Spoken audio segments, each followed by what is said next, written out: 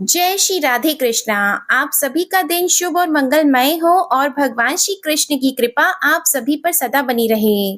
आज सुनिए आषाढ़ मास महात्म्य का अध्याय 10। आज के अध्याय में आप जानेंगे सुपर्णा संगम, पुरूरवस्त तीर्थ, पंच तीर्थ, शमी तीर्थ, सोम आदि तीर्थ तथा वृद्धा संगम तीर्थ की महिमा का वर्णन। श्री ब्रह्मा जी नारद जी से कहते हैं कि इसके बाद सुपर्णा संगम तथा काद्रवा संगम नामक तीर्थ है, जहां भगवान महेश्वर गंगा के तट पर स्थित हैं। वहीं अग्नि कुंड, रुद्र कुंड, विष्णु कुंड, सूर्य कुंड, सोम कुंड, ब्रह्मा कुंड, कुमार कुंड तथा वरुण कुंड भी हैं। उस स्थान पर अप्सरा नाम की नदी गौतमी गंगा में मिली है। उस तीर्थ के स्मरण मात्र से मनुष्य कृत कृत्य हो जाता है। वह सब पापों का निवारण करने वाला है। उससे आगे पुरूरवस नामक तीर्थ है, उसके दर्शन की तो बात ही क्या, स्मरण मात्र से ही पापों का नाश हो जाता है। एक समय राजा पुरूरवा ब्रह्मा जी की सभा में गए। वहां देव नदी सरस्वती ब्रह्मा जी के पास बैठी हंस रही थी। उस रूपवती देवी को देखकर राजा ने उर्वशी से पूछा, ब्रह्मा जी के पास यह रूपवती साध्वी स्त्री कौन है? यह तो सबसे सुंदरी युवती है और अपने सौंदर्य के प्रकाश से इस सभा को उद्दीप्त कर रही है। उर्वशी ने कहा, ये कल्याणमयी ब्रह्म कुमारी देव नदी सरस्वती है। ये प्रतिदिन आती जाती रहती है। यह सुनकर राजा को बड़ा विस्मय हुआ। उन्होंने उर्वशी से कहा, इसको मेरे पास बुला लाओ। उर्वशी ने जाकर राजा का संदेश सुना दिया। सरस्वती ने स्वीकार कर लिया तथा अपनी प्रतिज्ञा के अनुसार वह पुरूरवा के पास आई। राजा ने सरस्वती नदी के तट पर उसके साथ अनेक वर्षों तक विहार किया। यह देख मैंने सरस्वती को शाप दे दिया। मेरे शाप के कारण वह मृत्यु लोक में कहीं लुप्त हो गई है और कहीं दिखाई देती है। जहाँ सरस्वती नदी गंगा में मिली है, वहां पहुंचकर राजा पुरूरवा ने तपस्या की और महादेव जी की आराधना करके गंगा जी के प्रसाद से संपूर्ण अभीष्ट प्राप्त कर लिया। तब से उस स्थान का नाम पुरूरवस तीर्थ, सरस्वती संगम और ब्रह्म तीर्थ पड़ गया। वहां सिद्धेश्वर नाम से प्रसिद्ध महादेव जी रहते हैं। वह तीर्थ समस्त कामनाओं को देने वाला है। उसके सिवा सावित्री, गायत्री, श्रद्धा, मेधा और सरस्वती ये 5 पुण्य तीर्थ हैं। वहां स्नान और जलपान करने से मनुष्य सब पापों से मुक्त हो जाता है। ये 5 मेरी कन्याएं हैं जो नदी रूप में परिणत हो गई हैं। जहां वे भगवती गंगा से मिली है, वहीं 5 तीर्थ हैं। वे 5 नदियां और सरस्वती पवित्र तीर्थ हैं। मनुष्य उनमें स्नान, दान आदि जो कुछ भी करता है, वह सब अभिलषित वस्तुओं को देने वाला तथा निष्कर्म्य से भी बढ़कर मोक्ष का साधक माना गया है। शमी तीर्थ के नाम से जिसकी प्रसिद्धि है, वह भी सभी पापों की शांति करने वाला है। हे नारद, उस तीर्थ की कथा सुनाता हूँ, सावधान होकर सुनो। पूर्व काल में प्रियव्रत नाम से प्रसिद्ध क्षत्रिय राजा थे। उन्होंने गोदावरी के दक्षिण तट पर अश्वमेध यज्ञ की दीक्षा ली। उस यज्ञ के पुरोहित हुए वशिष्ठ जी। एक दिन उस यज्ञ में हिरण्यक नाम का दानव आया। महर्षि वशिष्ठ ने अपने ब्रह्म दंड से सब दैत्यों को मार भगाया। इसके बाद पुनः यज्ञ आरंभ हुआ। दैत्य अपनी सेना के साथ भाग खड़ा हुआ। वहां निम्नांकित तीर्थों ने अश्वमेध यज्ञ के फल दिए। तीर्थ हैं शमी तीर्थ, विष्णु तीर्थ, अर्क तीर्थ, शिव तीर्थ, सोम तीर्थ और वशिष्ठ तीर्थ। यज्ञ समाप्त होने पर देवताओं और ऋषियों ने वशिष्ठ और प्रियव्रत से कहा, इन तीर्थों ने अश्वमेध यज्ञ का फल दिया है, अतः इनमें स्नान दान करने से मनुष्य अश्वमेध यज्ञ का पुण्य फल प्राप्त करेगा। इसमें तनिक भी संदेह नहीं है। मुने, गौतमी में एक स्थान पर अनेक नद नदियां मिली हैं। उन सब के नाम पर अलग अलग तीर्थ हैं। उन तीर्थों के नाम हैं सोम तीर्थ, गंधर्व तीर्थ, देव तीर्थ, पूर्णा तीर्थ, शाल तीर्थ, श्रीपर्णा संगम, स्वागता संगम, कुसुमा संगम, पुष्टि संगम, कर्णिका संगम, वैणवी संगम, कृष्णा संगम, वासवी संगम, शिव शर्मा, शिखी, कुसुम्बिका, उपाराध्या, शांतिजा, देवजा, अज, वृद्ध, सुर और भद्र आदि ये तथा और भी बहुत से नद नदीगण गौतमी में मिले हैं। पृथ्वी पर जितने तीर्थ हैं वे सभी देवगिरी पर गए थे, फिर वे ही क्रमशः गंगा में आ मिले। कोई नदी रूप में था और कोई नद रूप में, किसी का रूप सरोवर के आकार में था और किसी का स्तोत्र के आकार में। वे ही सब तीर्थ अलग अलग विख्यात हुए। उन सब में किया हुआ स्नान, जप, होम, पितृ तर्पण आदि कर्म समस्त कामनाओं की पूर्ति करने वाला और मुक्तिदायक माना गया है। जो इनके नामों का पाठ अथवा स्मरण करता है वह सब पापों से मुक्त होकर भगवान विष्णु के धाम में जाता है। वृद्धा संगम नामक एक प्रसिद्ध तीर्थ है जहाँ वृद्धेश्वर नामक शिव का निवास है। उस तीर्थ की कथा सब पापों का नाश करने वाली है। पूर्व काल में एक महातपस्वी मुनि थे। उनका नाम वृद्ध गौतम था। वे जब बालक थे तब किसी तरह पिता ने उनका यज्ञोपवीत मात्र कर दिया। इसके बाद वे बाहर भ्रमण करने को चले गए। उन्हें केवल गायत्री मंत्र याद था। वे वेदों का अध्ययन और शास्त्रों का अभ्यास नहीं कर सके। केवल गायत्री का जप और अग्निहोत्र नियम पूर्वक कर लेते थे। इतने से ही उनका ब्राह्मणत्व सुरक्षित था। विधि पूर्वक अग्नि की उपासना और गायत्री जप करने से उनकी आयु बहुत बढ़ गई। यों भी उनकी अवस्था अधिक हो चुकी थी, किंतु विवाह न हो सका। कोई उन्हें कन्या देने वाला नहीं मिला। गौतम अलग अलग तीर्थों, वनों और पवित्र आश्रमों में भ्रमण करते रहे। घूमते घूमते शीत गिरी पर चले गए और वहीं रहने लगे। वहां उन्होंने एक रमणीय गुफा देखी जो लताओं और वृक्षों से घिरी हुई थी। उसमें एक अत्यंत दुर्बल वृद्धा तपस्विनी रहती थी। उसके सभी अंग शिथिल हो गए थे। वह वीतरागा ब्रह्मचारिणी थी और एकांत में रहा करती थी। उसे देखकर मुनि श्रेष्ठ गौतम नमस्कार के लिए खड़े हो गए। यह देखकर वृद्धा ने कहा, आप मेरे गुरु होंगे, अतः मुझे प्रणाम न करें। जिसे गुरु नमस्कार करता है उसकी आयु, विद्या, धन, कीर्ति, धर्म और स्वर्ग आदि सब नष्ट हो जाते हैं। यह सुनकर गौतम बड़े आश्चर्य में पड़े।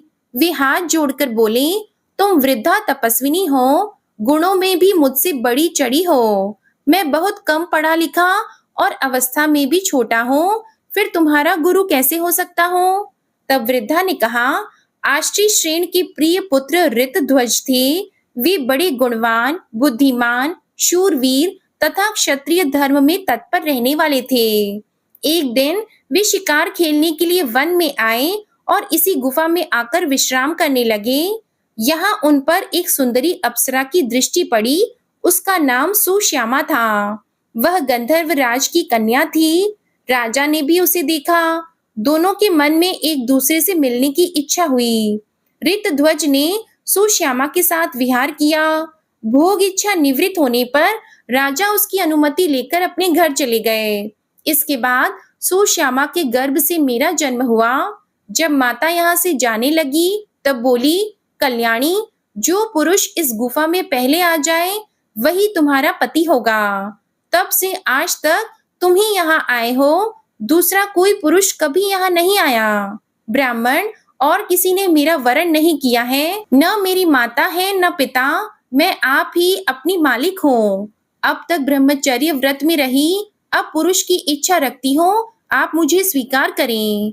तब गौतम ऋषि बोले, भद्रे, मेरी अवस्था तो अभी 1000 वर्ष की ही है और तुम 90,000 वर्ष की हो गई हो। मैं बालक और तुम वृद्धा, यह संबंध योग्य नहीं जान पड़ता। तब वृद्धा कहने लगी, पूर्व काल में ही आप मेरे पति नियत कर दिए गए हैं। अब दूसरा कोई मेरा पति नहीं हो सकता। विधाता ने आपको मुझे दिया है, अतः अब आप मुझे अस्वीकार न करें। मुझ में कोई दोष नहीं है। मैं आप में भक्ति रखती हूँ।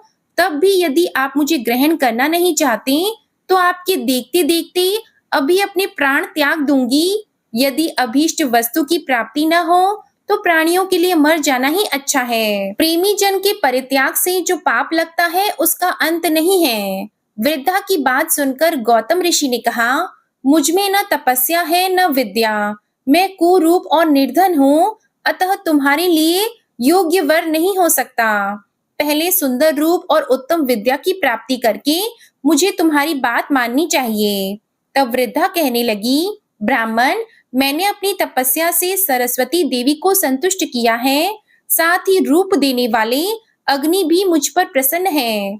अतः वागीश्वरी देवी आपको विद्या देंगी और रूपवान अग्निदेव रूप प्रदान करेंगे। यों कहकर वृद्धा ने सरस्वती और अग्नि की प्रार्थना करके गौतम को विद्वान और सुरूपवान बना दिया। तब उन्होंने बड़ी प्रसन्नता के साथ वृद्धा को अपनी पत्नी बनाया और कितने ही वर्षों तक उसके साथ विहार किया। एक दिन वशिष्ठ और वामदेव आदि महर्षि पुण्य तीर्थों में घूमते हुए उस गुफा में आए।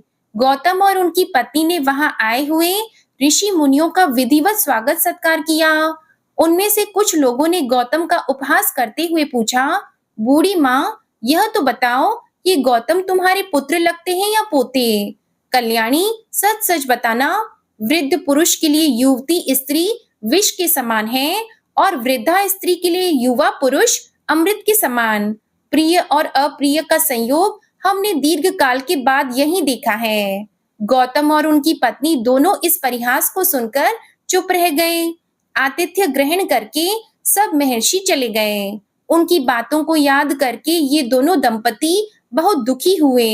एक दिन स्त्री सहित गौतम ने मुनिवर अगस्त्य जी से पूछा, महर्षि, कौन सा देश या तीर्थ ऐसा है जहां जाने से कल्याण की प्राप्ति होती है? तब अगस्त्य जी कहने लगे, ब्राह्मण, मैंने मुनियों के मुख से सुना है कि गोदावरी नदी में स्नान करने से सभी कामनाएं पूर्ण होती हैं। अगस्त्य की यह बात सुनकर गौतम उस वृद्धा के साथ गौतमी तट पर गए और कठोर तपस्या करने लगे। उन्होंने भगवान शंकर और विष्णु की स्तुति की तथा पत्नी के लिए गंगा जी को भी संतुष्ट किया। गौतम ऋषि बोले, शिव, जिनका हृदय व्यथित है, ऐसे पुरुषों के लिए संसार में पार्वती सहित आप ही शरण है। ठीक वैसे ही जिस प्रकार मरुभूमि के पथिकों के लिए वृक्ष ही आश्रय होता है, भगवान श्री कृष्ण आप ही छोटे बड़े सब भूतों के पापों का सर्वथा निवारण करने वाले हैं। जैसे सूखती हुई खेती को मेघ ही सींचकर हरा भरा करता है, सुधामयी तरंगों से सुशोभित गौतमी, तुम वैकुंठ रूपी दुर्ग में पहुंचने के लिए सीढ़ी हो। हम अधोगति में पड़कर संतप्त हो रहे हैं। माते, तुम हमारे लिए शरण हो जाओ। सबको शरण देने वाली गौतमी गंगा गौतम के स्तोत्र से प्रसन्न होकर बोली, ब्राह्मण, तुम मंत्र पढ़ते हुए मेरे जल से अपनी पत्नी का अभिषेक करो, इससे यह रूपवती हो जाएगी। इसके सभी अंग मनोहर होंगे, नेत्रों में भी सुंदरता आ जाएगी तथा यह सब प्रकार के शुभ लक्षणों से शोभा पाने लगेगी। गंगा जी के आदेश से दोनों ने ऐसा ही किया। अतः उनकी कृपा से दोनों पति पत्नी सुंदर रूप वाले हो गए। उनके अभिषेक का जो जल था वह नदी रूप में बदल गया। वृद्धा नाम से ही उस नदी की ख्याति हुई। गौतम ने जो शिवलिंग की स्थापना की वह भी वृद्धा के ही नाम पर वृद्धेश्वर कहलाया। वहीं मुनि श्रेष्ठ गौतम ने वृद्धा के साथ पूर्ण आनंद प्राप्त किया। तब से उस तीर्थ का नाम वृद्धा संगम हो गया। वहां किया हुआ स्नान और दान सब मनोरथों को सिद्ध करने वाला है। जय श्री कृष्णा। आज का अध्याय यहीं समाप्त हुआ। अन्य तीर्थों का वर्णन आप अगले अध्याय में सुनिएगा। अब आप सुनिए विष्णु चालीसा का पाठ। विष्णु सुनिए विनय सेवक की चित लाए, कीरत कुछ वर्णन करो दीजिए ज्ञान बताए। नमो विष्णु भगवान खरारी, कष्ट नशावन अखिल बिहारी। प्रबल जगत में शक्ति तुम्हारी, त्रिभुवन फैल रही उजियारी। सुंदर रूप मनोहर सूरत, सरल स्वभाव मोहनी मूरत। तन पर पीतांबर अति सोहत, बैजंती माला मन मोहत। शंख चक्र कर गदा विराजे, देखत दैत्य असुर दल भाजे। सत्य धर्म मद लोभन गाजे, काम क्रोध मद लोभ न छाजे। संत भक्त सज्जन मन रंजन, दनुज असुर दुष्टन दल गंजन। सुख उपजाय कष्ट सब भंजन, दोष मिटाय करत जन सज्जन। पाप काट भव सिंधु उतारण, कष्ट नाश कर भक्त उबारण। करत अनेक रूप प्रभु धारण, केवल आप भक्ति के कारण। धरणी धेनु बन तुम ही पुकारा, तब तुम रूप राम का धारा। भार उतार असुर दल मारा, रावण आदिक को संहारा। आप वराह रूप बनाया, हिरण्याक्ष को मार गिराया। धर्मस्य तन सिंधु बनाया, 14 रत्नन को निकलाया। अमिलख असुरन द्वंद मचाया, रूप मोहिनी आप दिखाया। देवों को अमृत पान कराया, असुरन को छवि से बहलाया। कूर्म रूप धर सिंधु मझाया, मंदराचल गिरि तुरत उठाया। शंकर का तुम फंद छुड़ाया, भस्मासुर को रूप दिखाया। वेदन को जब असुर डुबाया, कर प्रबंध उन्हें ढूंढवाया। मोहित बन कर खल ही नचाया, उस ही कर से भस्म कराया। असुर जलंधर अति बलदाई, शंकर से उनकी न लड़ाई।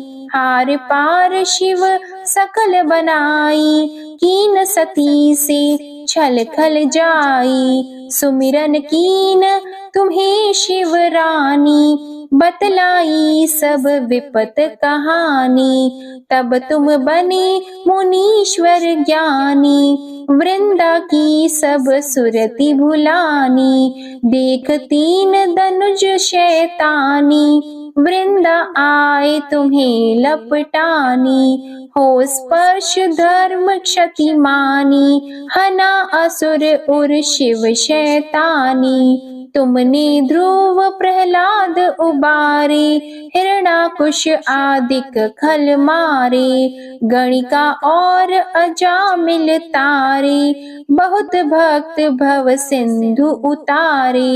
हरहु सकल संताप हमारे, कृपा करहु हरि सिरजनहारे। देखहु मैं निज दर्श तुम्हारे, दीप बंधु भक्तन हितकारे। चाहता आपका सेवक दर्शन, करहु दया अपनी मधुसूदन।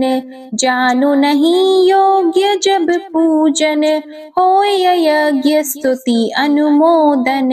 शील दया संतोष सुलक्षण, विदित नहीं व्रत बोध विलक्षण। करहु आपका किस विधि पूजन, कुमति विलोक होत दुख भीषण। करहु प्रणाम कौन विधि सुमिरन, कौन भांति मैं करहु समर्पण। सुर मुनि करत सदा सेवकाई, हर्षित रहत परम गति पाई। दीन दुखिन पर सदा सहाई, निज जन जान लेव अपनाई। पाप दोष संताप नशाओ, भव बंधन से मुक्त कराओ। सुत संपत्ति दे सुख उपजाओ, निज चरणन का दास बनाओ। निगम सदा ये विनय सुनावे, पढ़े सुने सो जन सुख पावे। श्री विष्णु चालीसा समाप्त होती है। प्रेम से बोलिए भगवान विष्णु और माता लक्ष्मी की जय। अब आप सुनिए तुलसी माता की आरती। तुलसी महारानी नमो नमो, हरि की पटरानी नमो नमो। तुलसी महारानी नमो नमो, धन तुलसी पूरण तप कीनो, शालिग्राम बनी पटरानी। नमो नमो तुलसी महारानी, नमो नमो हरि की पटरानी। नमो नमो जाकी पत्र मंजरी कोमल, श्रीपति कमल चरण लपटानी। नमो नमो तुलसी महारानी, नमो नमो हरि की पटरानी। नमो नमो कौन से महीने बोई रानी तुलसा, कौन से महीने हुई हरियाली। नमो नमो कौन से महीने हुई तेरी पूजा, कौन से महीने हुई पटरानी। नमो नमो तुलसी महारानी, नमो नमो हरि की पटरानी। नमो नमो आषाढ़ मास में बोई रानी तुलसा, सावन मास में हुई हरियाली। नमो नमो तुलसी महारानी, नमो नमो कार्तिक मास में हुई तेरी पूजा, मंगसिर मास में हुई पटरानी। नमो नमो तुलसी महारानी, नमो नमो धूप दीप नैवेद्य आरती, पुष्पन की वर्षा बरसानी। नमो नमो तुलसी महारानी, नमो नमो 56 भोग 3600 व्यंजन, बिन तुलसा हरि एक न मानी। नमो नमो तुलसी महारानी, नमो नमो जो तुलसी को सवेरे गाए, श्री कृष्ण के दर्शन पाए। नमो नमो तुलसी महारानी, नमो नमो जो तुलसी को दोपहर में गाए, खीर खांड का भोग लगाए। नमो नमो तुलसी महारानी, नमो नमो जो तुलसी को सांझ को गाए, श्री कृष्ण की आरती उतारे। नमो नमो तुलसी महारानी, नमो नमो जो तुलसी को रात को गाए, श्री कृष्ण के चरण दबाए। नमो नमो तुलसी महारानी, नमो नमो सभी सखी मैया तेरो यश गावे, भक्ति दान दीजिए महारानी। नमो नमो तुलसी महारानी, नमो नमो तुलसी महारानी। नमो नमो हरि की पटरानी। नमो नमो प्रेम से बोलिए श्री तुलसी माता की जय, भगवान श्री विष्णु जी की जय, शालिग्राम भगवान जी की जय। आपको आज की कथा पसंद आए तो वीडियो को लाइक कीजिएगा, शेयर कीजिएगा, कमेंट में भगवान श्री लक्ष्मी नारायण जी की जय लिखिएगा और चैनल को भी सब्सक्राइब कीजिएगा। इसी के साथ आज आप हमारे चैनल पर सोमवार व्रत की कथा भी जरूर सुनिएगा। प्रेम से बोलिए श्री हरि विष्णु जी की जय।